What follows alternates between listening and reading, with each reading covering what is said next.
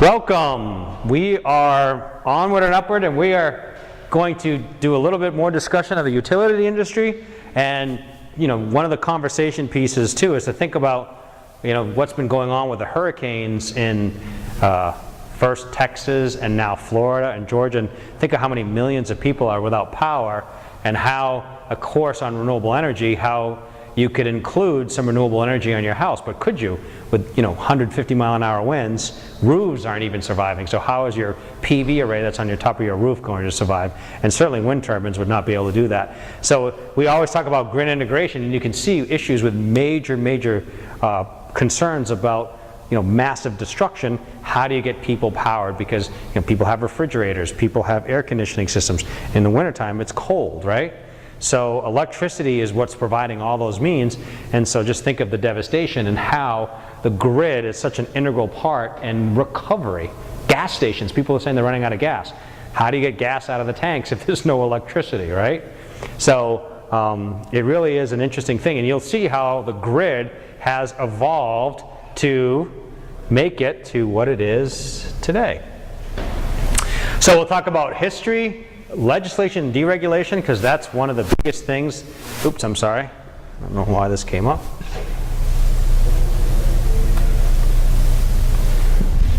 So how legislation really helped usher in some significant changes and also some competitiveness, and also has helped create a market for renewables. Renewable market's been around for almost 40 years, and a lot of it has to do with the oil embargo in the 70s. We'll talk a little bit about transmission and distribution, which we've kind of covered before. Then we're going to hopefully get into what are called load duration curves and figure out how do you size power plants. How do you know what base load is? What do you know about intermediate, and what about peakers, and how to size them? Because we have to supply our load. So if we have too much load for the generation, somebody's out of luck. So we have to help utilities, and more importantly IPPs, can they make money by producing electricity? We'll talk a little bit about fixed and variable costs and fixed charge rate. This is very important also for your own personal lives, because fixed and variable costs is kind of like how you live, right? You have fixed costs, for example, your monthly rent doesn't really change. Variable costs could be electricity, it could be food. And so depending upon how much you eat or how much you stay at home or whatever, these can affect your budget. Our fixed charge rate is a way to convert when we buy a plant, and this is a really interesting discussion, because we live in a world where almost everybody borrows money, and certainly businesses borrow money. There are very few companies that do not borrow any money to grow their business. So this has a discussion about, how do I grow my business? How do I build a power plant? Most companies don't use their own money. They use banks' money, and then if the project fails for some reason, the bank is out of the money, not the company or the individuals. We'll talk more about capacity factor, which we covered a couple lectures ago. The power plant types, we talked a little bit about peakers, intermediate, and base load, and then some screening curves. So back in the 1800s, late 1800s, right, Edison developed our DC substation, or DC stations, for lighting, essentially lighting, and some electric motors. That was basically for very congested, very tight-knit groups where people were actually going to be in a very small location. You could run DC very short lines. But that wasn't always the good thing, because where our best sources for electricity were back in the late 1800s was hydro facilities. And you always had people near water, but places that were dammable, for example Niagara Falls, those were dammable areas. You did not have a large population because the land around that didn't really support a huge population. Maybe the ground was too bony, maybe it was too swampy. There's a million reasons why. But for the most part, your generation was not near your major cities. So you ran transmission lines. I was actually able to find this photo. I hope it's a correct one, but actually shows a transmission line that ran, actually this is 11 kV line, it's pretty low, but this is an AC line that went from Niagara Falls, the hydro facility, into Buffalo. This was the first generating station that they had. And you can see the gentleman ready to get to work in their horse and buggy pulling who knows what. Oops, I forgot to say, 60 hertz was the standardized frequency in the 30s. Like I said, there were some advantages to other frequencies, but 60 hertz was the one that was decided upon, at least in the US. So regulation, back in the day, everybody wanted to be a monopoly. So you had companies that were standardized, like Standard Oil, or General, like General Electric. These were huge companies that would buy out all their small players, and then they could drive whatever market share they want. By the way, does Standard Oil still exist? Not in name. I think it's either Exxon or Mobil. They changed their name because Standard and General became terms that were, they were big players. They weren't fair to us, consumers. So they got rid of those names. GE, what does GE stand for? General Electric, but if you go on their website, you have to dig for a while before you actually see that it's General Electric. Almost everything you see now is just GE, that's their name. So he was really a big player in about developing electric utilities and holding companies. So this was encouraging utilities to expand into other markets. And the holding companies are the ones that actually would buy the smaller utilities and become that way. In 1935, we had this Public Utilities Holding Company Act, which said no more interstate holding companies because this was causing monopolies. This was pushing the price up, and there was a lot of concern about that. It's been repealed since, and you can still find utilities that operate among multiple states, like American Electric Power. But for the most part, if you were a major utility and you had 4 or 5 states of coverage, you had independent companies, if you will, that would manage that. And then all of our utilities would operate as a vertical monopoly, meaning generation down to your door and accepting the bill. They were a one-stop shop. If you wanted to connect and buy electricity, they would buy the fuel, they would build the power plants, build the transmission lines, build the distribution lines, put the meter on your house, and take care of all concerns. That was a really good way to do it because it was exclusivity, right? If they invested, and it might take years for these utilities to get a return on investment, then it wasn't worthwhile. So they would figure out what is a fair rate. And what I mean by a fair rate is regulators, public utility commissions, would have to approve rate increases or rate requests based on the utilities. So that's why if you see Bangor Hydro or Central Maine Power, they actually cannot increase their rates unless they go to the Public Utilities Commission first and prove that the rates need to be increased. The other thing is, everything was a cost plus basis. So utilities weren't making tons and tons of money, but essentially they were better than the bank. You put a $10,000 investment, you were going to get 5 to 10% return on your investment. And it was almost a guarantee. It's almost like bonds because this is what it costs for electricity, this is what the utility is going to allow us to sell it for. That's the difference. And there were no competitors, so you didn't have to market. You didn't have to take as many risks as somebody who sells an iPhone or an Android and have to figure out new ways to entice people to come and buy your product. The other advantage about monopolies is utilities actually would work together because they weren't competing against each other. And then they realized it made sense if we were neighboring utilities, let's connect to each other so that we can have enhanced reliability. What I mean by that is reliability. If I have a generator that goes down and now I don't have enough supply for my load, I can buy power from the neighboring utility through that interconnecting line, and instead of having all kinds of backup generation in each utility's area, they could just rely on somebody else. So they would have some backup, but they wouldn't have as much backup as predicated by being able to connect to neighboring utilities. So we started to crisscross North America with big transmission lines to have that interconnection to enhance reliability and keep costs down. So the result is we had big transmission lines, we had utilities that worked together.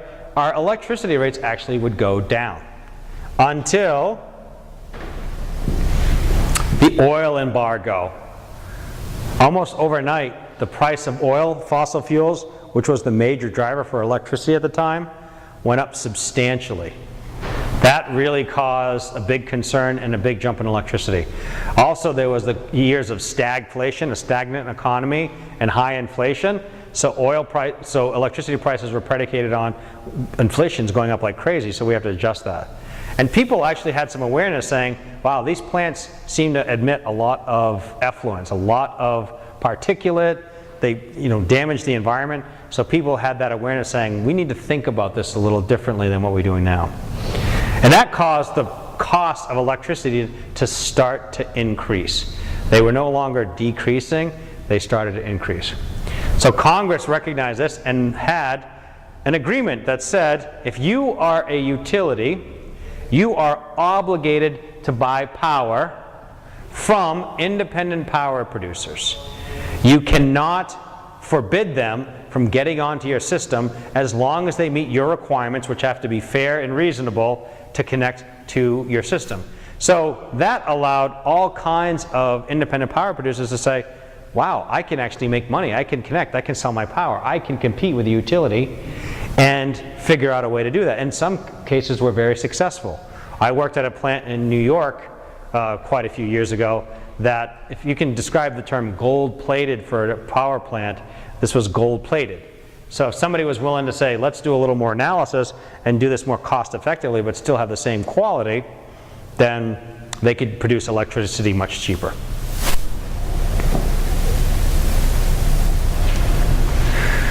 So industry competition really changed with National Energy Policy Act, and that truly was non-discriminatory. So you cannot say that my hydro facility owned by the utility has priority over the independent power producer. And it did. It allowed generation to occur. But that still resulted in some potentials for some awkwardness. So now, in a lot of areas, you set up independent system operators who figure out the price of electricity. You can actually go on to ISO New England's website, and they're the ones who tell you what the power price, what they're willing to pay for electricity. And that was with deregulation. Deregulation occurred in Maine in the mid to late 90s, and that meant utilities had to sell their generation. They were not permitted to own generation anymore. They had to sell all their generation. So essentially, they were a wires company and they would do customer service. And that seemingly was going to do nice things until about 2001, when there was an Enron issue that they were doing some really snarky things with generation and were pushing the prices up for generation to astronomical levels. And one of the big utilities in California actually had to file bankruptcy protection because of that. So if you look at a map at where deregulation has occurred or started to occur, it was generally where power prices were the highest. In the southern part and in the middle of the country, you see no attempts at deregulation. So if you're a utility there, you can still own your generation. All the New England states, you're not permitted to own generation if you're a utility. And then you can see there's a lot of bills that repeal and modify the different legislation to go ahead and change things. So what about PURPA? Well, in the 1980s, mid to late 80s, PURPA encouraged, for renewable generation, encouraged significant amount of renewable energy. 12,000 megawatts or 12 gigawatts of wind, geothermal, some small-scale hydro, some biomass plants. There used to be more in the state of Maine. As a matter of fact, if you go to DeBlois or Cherryfield, there's an old, well, there was an old plant, I think since they decommissioned it, there was a peat moss plant that was built by Boston Edison. Literally, they decided, let's go ahead and collect the peat in the peat bog and scoop it up, and we'll burn that in the boilers. And it worked really well if the water, the moisture content in the peat was absolutely perfect. You had like a plus or minus 1% change, it would be great. If it was too much moisture content, it would come out to sludge and it wasn't able to be compressed. If it was too low, it would basically turn to dust and then just blow away. So that was one of those cases where PURPA really encouraged that, because why would Boston Edison build a power plant in DeBlois, Maine? It's not really a big thing, but that was encouraged by PURPA. And if you were a renewable energy or had some renewable energy, or you could work around a little bit, you became what's called a qualifying facility, which allowed you to reduce your tax burden. So back in the early 2000s, I worked on a bunch of plants that were involved with orange juice processing. So they'd build these gas turbines that had lots of waste heat, and instead of sending that heat up into the atmosphere, they'd run it to a steam generator and send the steam over the fence to the orange juice processor so they could actually use it for pasteurizing orange juice. And that made them qualifying facilities because they were doing something they were adding something to the process that wasn't just burning fuel. So California alone added a significant amount of qualifying facility capacity, 6,000 megawatts. And you can see in the in the 1990s, you had qualifying contracts over in about 10 years. That was about $60 a megawatt hour, which was, and it still is, a pretty high price for energy. Because you could buy power from traditional ones at half the price. So because they couldn't compete, no one would do their contracts anymore. A lot of them were retired or abandoned in place.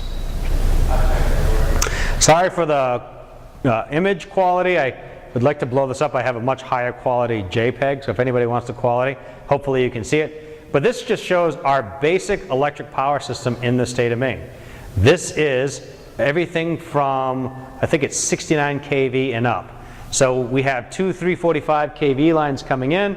We have a bunch of 115 heading all over, and then the 345 kind of heading down south. You can see where the major substations are. Orrington has a big one.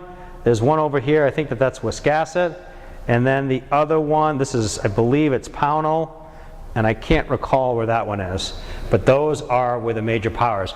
You'll notice northern Maine is not connected to New England, and northern Maine has its own independent system operator. So northern Maine is not considered part of New England in terms of ISO New England's perspective. So like I said, you can take a look if you want a little bit more, better image at the PDF that's included in the PDF file. And if not, you can always email me and I can send you a higher quality image. So what's the difference between transmission and distribution? Reliability is essentially the biggest thing.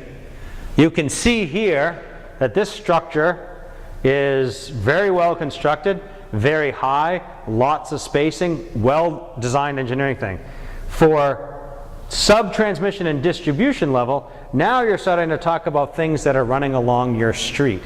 Not as high reliability. Well, first off, we have trees and animals that can come into contact, but more importantly, there's the number of taps. If you've got distribution circuits or even sub-transmission circuits, you have lots of connection points here. At the transmission level, you essentially have a line and then you terminate at the end of a line and you've got some major equipment at the ends of each line. So very, very, very few connections to transmission systems. I happened to be up in Moscow, Maine, this was a few years ago, looking at a proposed wind farm site, and it was amazing because there was this house that had no power. It was not connected to any lines. So the guy had a couple solar cells up. And across the road was a 115 kV line. So more power than the guy could ever imagine was right there, except he couldn't connect to it because that would degrade the reliability of the system. So transmission systems, long distances, that can vary depending on where you are. So in New England, we have some short transmission lines, mainly because our loads are so compact. So a transmission line in New England might be 10 miles long, and that's considered a reasonable length of line. Whereas if you're out in the Midwest, 500 miles is not unheard of for transmission lines. The voltages for transmission is usually 138 and up. In Maine, we say 115 is probably okay. Distribution levels, usually under 35 kV is considered a distribution. That range between 115 and 35 is called sub-transmission, and that's kind of what we have. And if you were to go up to Orono at the top of campus, the University of Maine here, there is a 46 kV line that comes in that feeds the top part of campus. That's part of the sub-transmission system that we connect to, very fortunately. So all transmission systems, except DC, which is only a handful of them, there's only one in New England actually, but in New York there's another line. All transmission systems are three-phase. And the reason why is because we have moved twice the amount of power for the same amount of cable. So it's much more efficient to do three-phase. We have a model here of what happens. We generate usually 13.8 kV, but sometimes 4160, sometimes even lower if it's a smaller generator. We step that up to the transmission level to get it to where we could sell to our customers. Then we step it down to sub-transmission so we can distribute it around the town of Bangor. We've got some distribution substation transformers to step it down to a more manageable level for distribution to customers. And these transformers might be 5, 10 megawatts or 10 MVA. This step-down transformer might be 100, 200 MVA. This one, the step-up transformers here on the generator, depends on the generator size, but I've seen them as big as 1,500 MVA. It just depends on the size of the generator. Here's our distribution feeder, and we need one more transformer on the line to step that 4160 or 13.8 down to our customers at 120, 240. If it's DC, we still have an AC system on both ends. It's just that the power transfer is done over a DC line. And DC lines have many advantages. The biggest advantage is it's actually cheaper per megawatt for DC line than it is AC line, as long as the line is reasonably long, because these devices here, the rectifier and inverter, are quite expensive to build. But the transmission line itself, the wires itself, are actually cheaper than they are for a three-phase line. What does a balancing authority do? They are simply there to monitor a tie line or tie lines between two utilities and make sure that the sum of those flows is in accordance with what's been mutually agreed upon.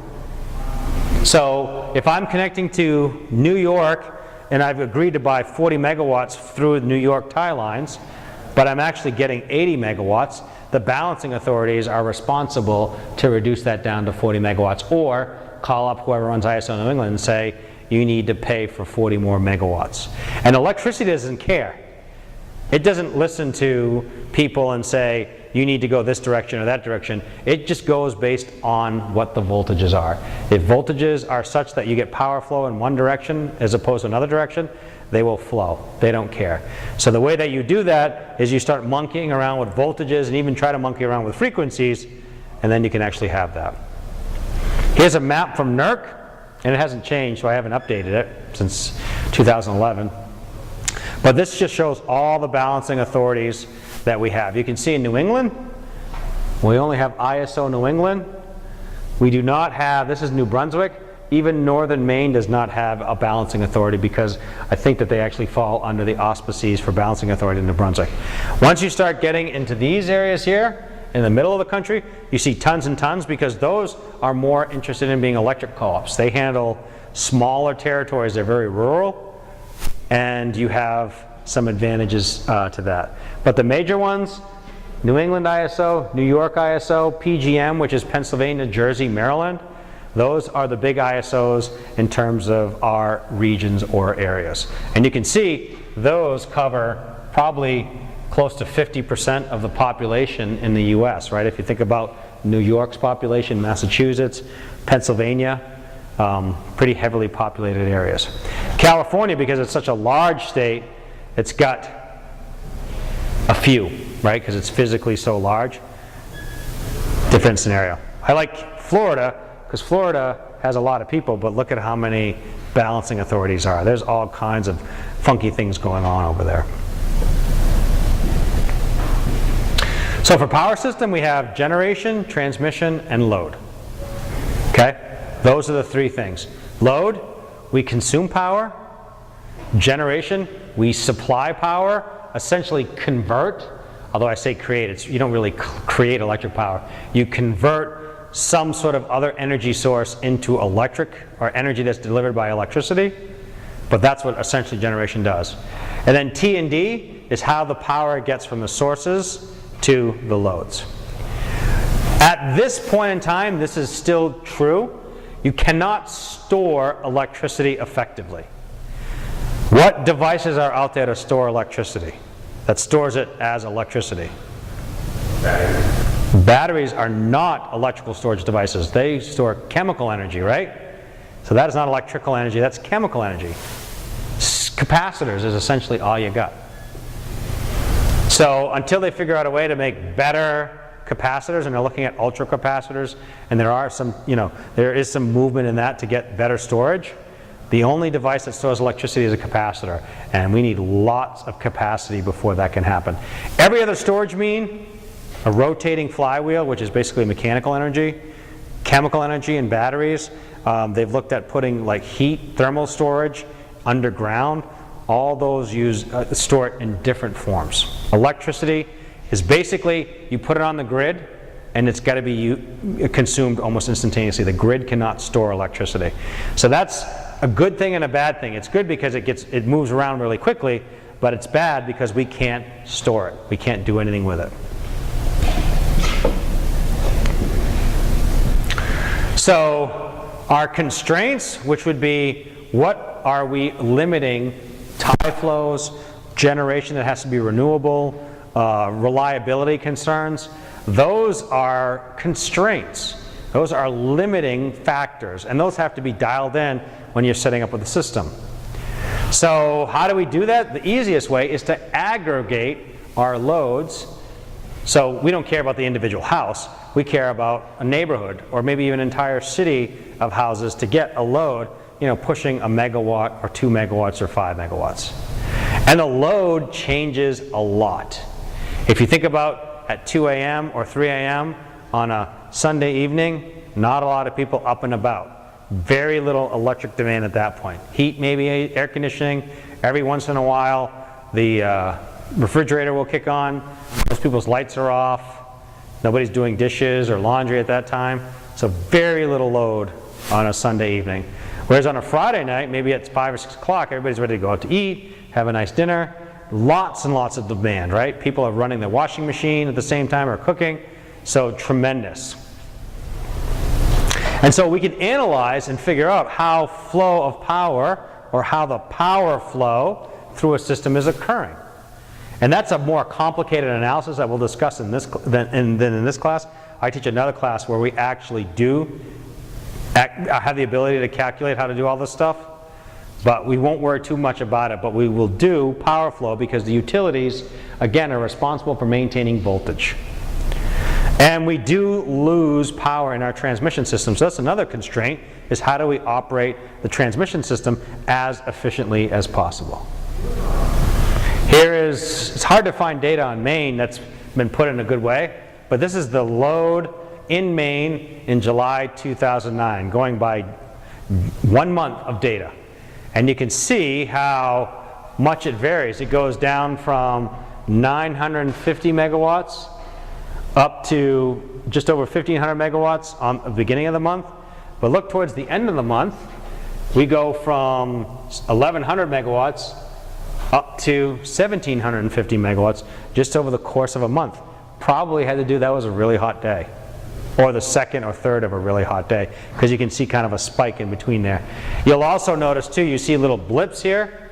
This is usually weekends, right? 1, 2, 3, 4, 5 weekdays, and on the weekends people are home using electricity than when they're at work, right? There's less production happening, so you can kind of see the trends of days and weekends.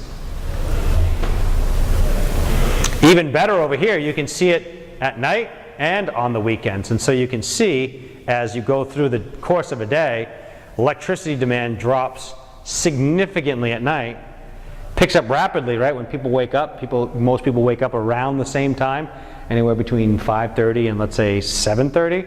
So a pretty big increase. And then not quite flatlining, but staying fairly consistent during the work days. Or on this case, this would be the weekends, and then this would be the weekdays. And here it shows you just one day, July 30th, and you can see really how the time changes. So it said everybody's sleeping at 4 a.m., right? And then some people start to get up, got to get to work early or got to hit the gym. And then at, between 6 and 7, that's when people really start waking up and getting to work. And then we start getting peaks around 11, 12 o'clock. Peak productivity, people eating, whatever. And then it starts to go down in the opposite direction. And you can see how Maine is fairly close in tracking ISO New England territory. So let's take that load and flip it around. Let's go over the course of a year and figure out how many hours do I need, the maximum amount of power, and what is the minimum amount of power I need over the course of a year. And let's sort of reconfigure things, not by days, but number of hours needed at max and all the way down to the min. Okay? So at the beginning, you see at 0, I essentially for maybe 1 hour a year, I need 6,000 megawatts. For the rest of the time, I need a minimum of around 2,000 megawatts. Anything less than 2,000 megawatts, then that's an unrealistic thing typically that happens. So all we had to do was shift our load and the number of hours each that load was demanded, and we have this load duration curve, which is going to allow me to pick when what generation I need. So this is a more detailed one, shows you the demand. And so now what I'm doing is I'm just taking it and doing it in integer chunks by hour. And so I'm taking this curve and trying to reconfigure it based on the hours in the year. So this is, midnight or 12:01 on New Year's Day, all the way to, just before midnight on December 31st, and what the load is.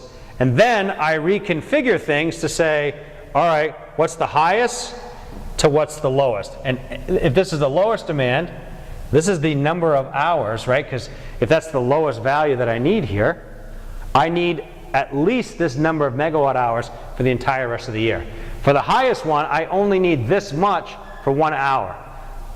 This is what I would need for 1 hour plus the next hour, so that would mean 2 hours of when I would need that much capacity. So reconfiguring it allows me to create this smooth curve. So, going back to that curve we had, our max demand is 6,000 megawatts. The min is 2,000 megawatts. For at least 1,000 hours out of the year, we need 5,000 megawatts. And for 7,000 hours out of the year, we need 3,000 megawatts. So that's going to allow us to figure out, well, anything maybe above here, it might be cheaper just to install peak capacity generation, something that just handles it and runs. It's not efficient, but it's very cheap to install.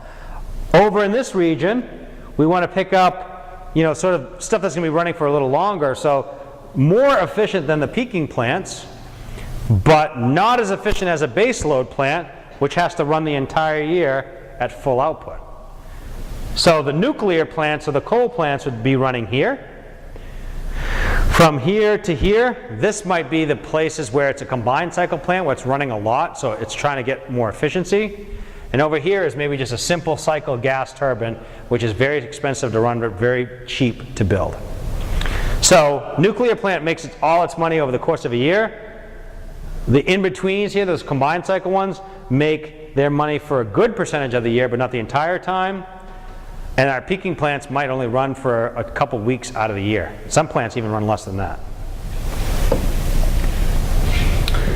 So how do you know when to buy a plant? Well, you have to include what our fixed costs are and what our operating costs are going to be.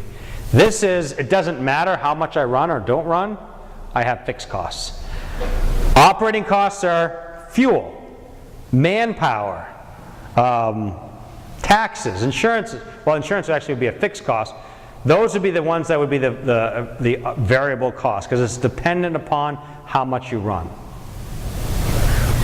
And once you build a plant, you don't get to write off these fixed costs. You're stuck with them. So your decision to build a plant only depends on the variable costs, unless it's cheaper to run than not run. In some cases, that applies. And you can break down your variable costs into fuel and O&M, so maintenance and operating the plant. So we can go to capital cost and fixed charge rates. We can do two ways of doing things. Typically what we do in our fixed costs is when we take out a loan, it's easier to do something in terms of we're going to build a power plant and we're going to have to pay this amount of money back essentially forever. It's fixed. We're always paying back the bank because we're paying back the original loan, or we're going to do upgrades to the plant, and we're just going to keep paying that money. That's not going to change. So for example, for us, a fixed charge rate would be if you take out a 30-year mortgage and you're paying the same principal and interest payment for 30 years. Your payment may go up as your taxes go up and your insurance changes, but the fixed amount, principal and interest, would be considered your fixed cost. Okay, that's a long time horizon, 30 years. More likely than not, you're going to sell your house, but that's the idea of the fixed cost. Our capital cost is what it actually takes to buy our power plant, or in the example we just talked about, buy our house. And it's usually done as a ratio, so you can do it by a nominal plant output. So if you want to build a 50 megawatt plant or 500 megawatt plant, these may change slightly because you use different technologies to do that, but that gives you a sense of a nominal power output. How much does it cost per kilowatt? And the reason why we do that is because we want to figure out what the kilowatt per hour costs are, so we break the capital cost down into dollars per kilowatt. So we take our fixed costs and we annualize them. So we're paying an annuity. We're paying every year, although an annuity I guess is money to you. But we're paying every year that amount. And then our variable costs, we want to normalize that on a kilowatt year basis. So our variable cost is going to be a function of what our fuel costs are in dollars per BTU. Our heat rate, which I think David talked about already, which is essentially efficiency, how efficient your plant is. So this tells you what our costs are for fuel, and then when you multiply by heat rate, it converts that fuel into electricity. So that includes the efficiency of the plant. Then we add O&M costs for however many hours per year of operation, dollars per megawatt or kilowatt hour we have. And then we run these by how many hours per year we're operating at effectively full output. That does not mean that when we're operating we're at full output, but we can kind of aggregate things and say, all right, well if we ran at 50% for half the year, then we can say we ran at 50% for the full year, then we would essentially say that we're running at 50% or 100% for half the year. So that's an easier way to represent things. So let's take a look at a simple example. 1,600 megawatt coal plant is a big plant. So $4 billion seems like a lot of money, but for that much power, it's not so much. 10% fixed charge rate, that's what they could borrow money on the bank, because the bank has got a lot of risk in these commercial ventures, so they oftentimes will pay a higher interest rate than you will for your home. It can produce, or did produce, 12.8 times 10 to the 6 megawatt hour per year. Our heat rate is 10,000 BTU per kilowatt hour, which is not a great heat rate. I don't know if David mentioned some good heat rates, but if you're getting in the 7s or even 6s, your heat rate is getting to be, a lot better. So this is 10,000 BTU per kilowatt hour, so it's not terrible, but it's not great. Fuel costs about $1, $1.5 per MMBTU. Did David talk to you what an MMBTU? MMBTU is 1,000 BTUs, so it's basically 1 million BTUs. The MM comes from the Roman numeral idea, so that's why it can be confusing, because we're mixing, right? We're talking about M as a megawatt, but M over here is a kilo, essentially. But, that's just how the industry works, and so it's hard to go and change things, so we just have to deal with getting used to it. We have variable O&M costs of $4.3 per megawatt hour. We want to figure out what it's going to cost us per kilowatt hour on an annualized basis. So the first thing we need to do is figure out how much it's going to take per kilowatt hour to pay back the loan. So the capital cost, what it costs to build a power plant, is $2,500 per kilowatt. Now, this is how much we needed to borrow per kilowatt. We have to pay back with interest. So this is the actual interest payment we're making to pay back our plant. $250 per kilowatt per year. Our variable operating costs, now we have to figure out what it is going to be based on the fact that it's actually operating.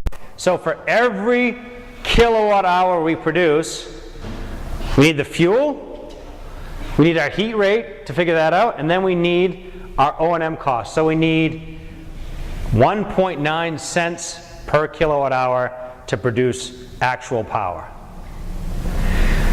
Now, we figure out that this plant runs at 100% power for 800 hours per year. So, we take our dollars per kilowatt times the number of hours per year it's running at full output, and we get $154.4 per kilowatt per year what we have to charge. Now we annualize that, so we take our fixed costs, we add our variable costs, then we divide by the number of hours of operation, and we had better sell power for 5.1 cents per kilowatt hour, or we're not going to make this plant work. It's not an economical decision for us to do this.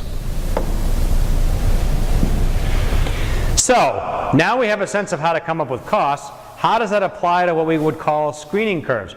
Well, screening curves are a way to figure out when do I actually build a power plant and how does that work? So our screening cost includes two things. It includes our fixed costs, which are set, they don't change, and then any variable costs as a result of running the plant. So you can see here, we've got for that plant we have $250 per kilowatt hour.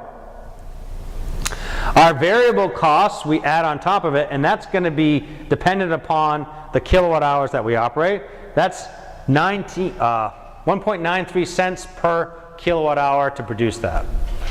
And then the average cost, assuming everything is 5.1 at that number of years, number of hours of operation. So, how can we simplify this equation a little more? Well, we can bring back that concept of a capacity factor, which is our plant is running at 100% output, then it would have a for the entire year, then it would have a capacity factor of 1.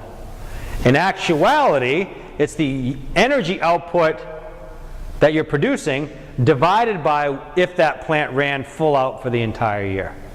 So in the case of our coal plant, our capacity factor is actually quite high, 0.91.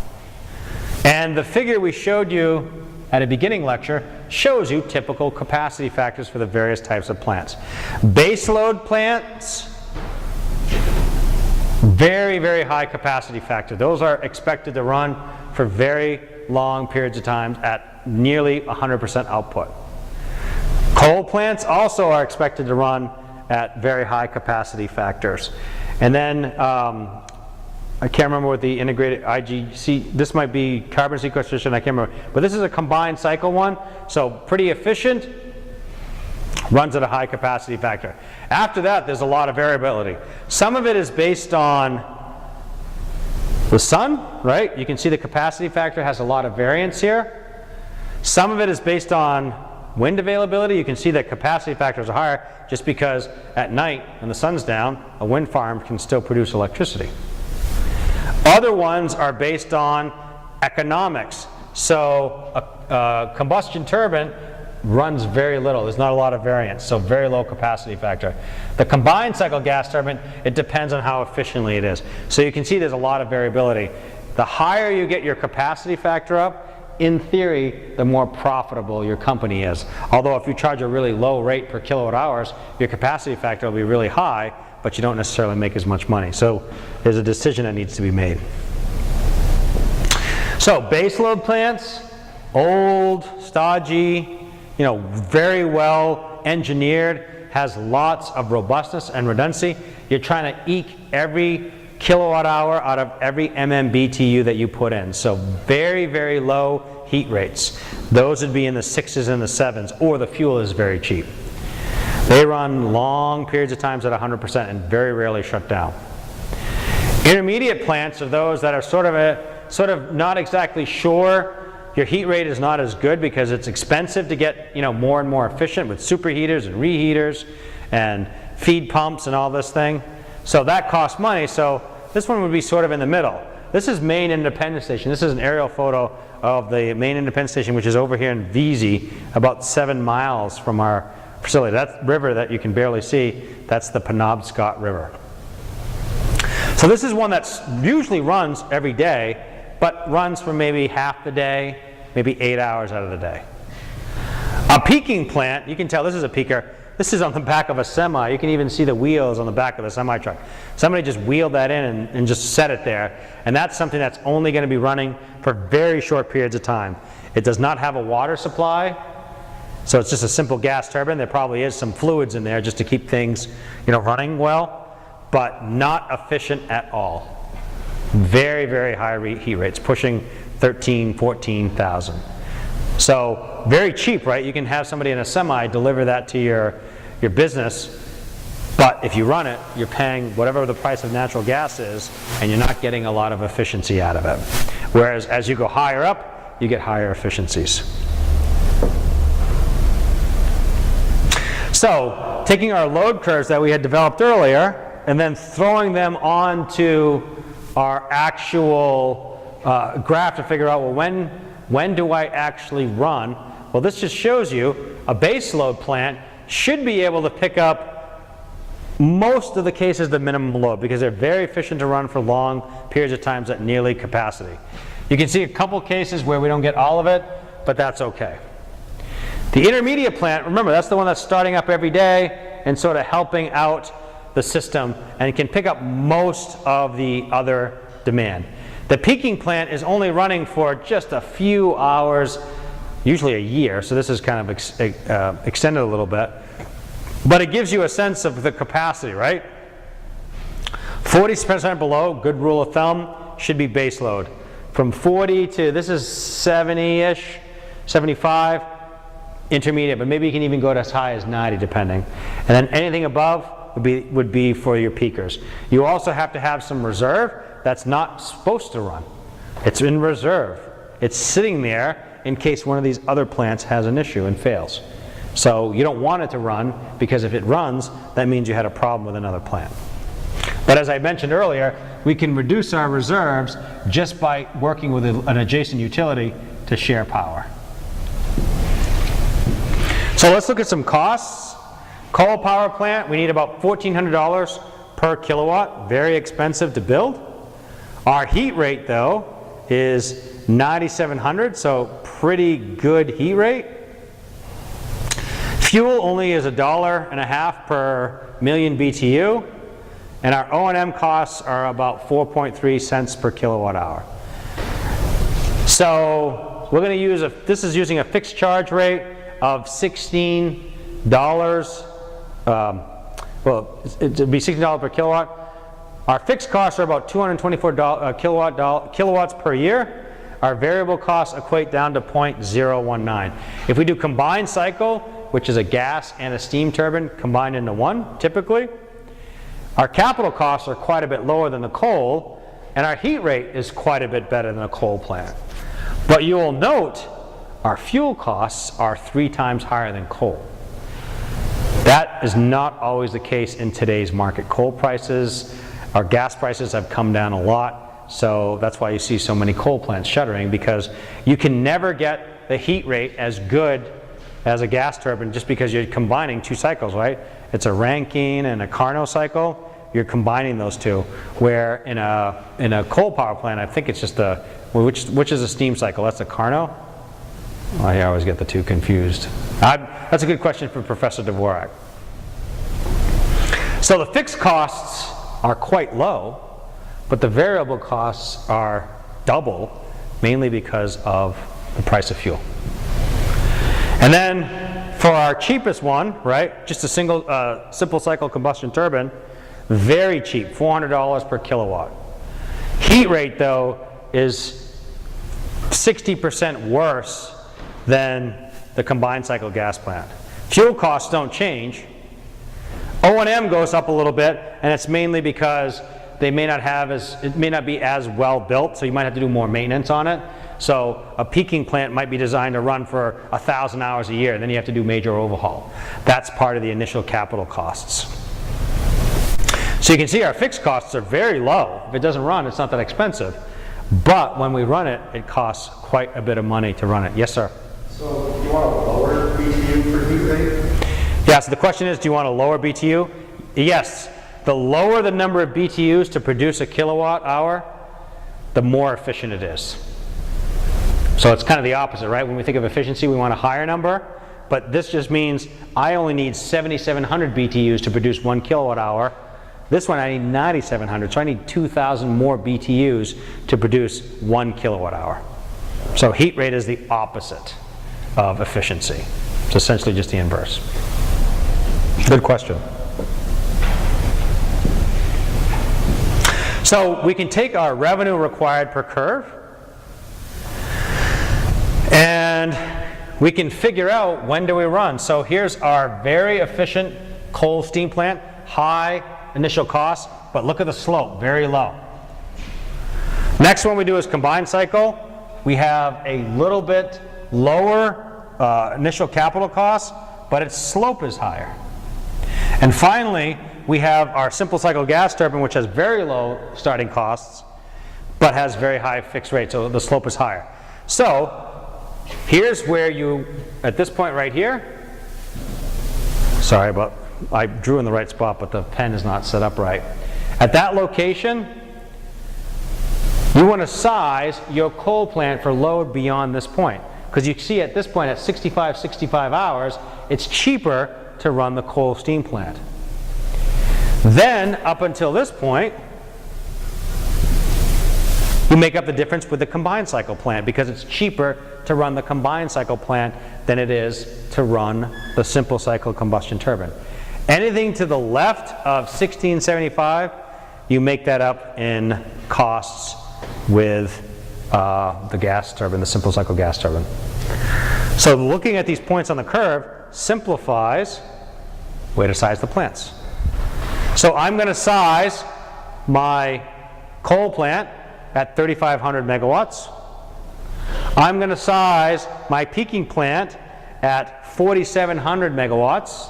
Even though it's not running, it's still cheaper to run, as you see at this point. And then my peaking plant has to make up the difference between the 4,700 and 16. So my coal plant is 3,500. My intermediate plant is the difference between these two, so 1,200. And my peaking plant is the difference between the peak load and the actual size of the peaking plant, I mean the intermediate plant, plus the coal plant. And then I can actually figure out what the capacity factors are, all by doing area under the curve. So if this was completely full, have a capacity factor of 1. Because I'm missing this small amount of area, my capacity factor drops. So these curves, they'd be a little easier if they were straight lines, and oftentimes what we do is we would say it's triangular. So we draw this as a rectangle.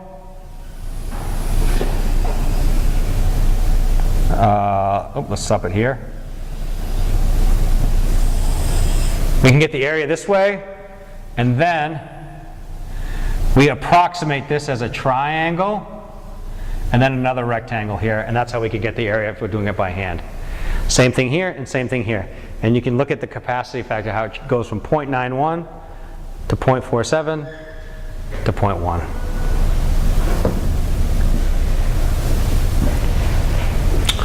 So this is just putting on the additional data. You can see where you have the coal plant has its capacity factor equal to 0.91. It runs at full load for almost 7,800 hours per year. At that time, we need to make $375 per kilowatt per year to break even. For our combined cycle intermediate plant, it only runs for about 4,100 hours per year. At that point, we have to charge $254 per kilowatt per year. And our last is our peaking plant, which only runs for about 900 hours, 875 hours. And to do that, we have to sell at $114 per kilowatt per year to break even at that point. So, That's it for today's lecture. There should be a quiz that's starting up imminently if it hasn't started, because your first quiz is ending. Second quiz is picking up. Covers the material, a little bit of three-phase, and also some thermodynamics. The same deal, you have 3 attempts, and it is going to be due a week from today. Questions? It's over everything after this. Well, it's going to be focusing on the last couple lectures, yeah. But, yeah, there will be some terminology perhaps that's there. But we're not going to be focusing on halogen bulb size or anything like that. Okay? All right. Have a great day. Professor Dvorak will be here on Thursday.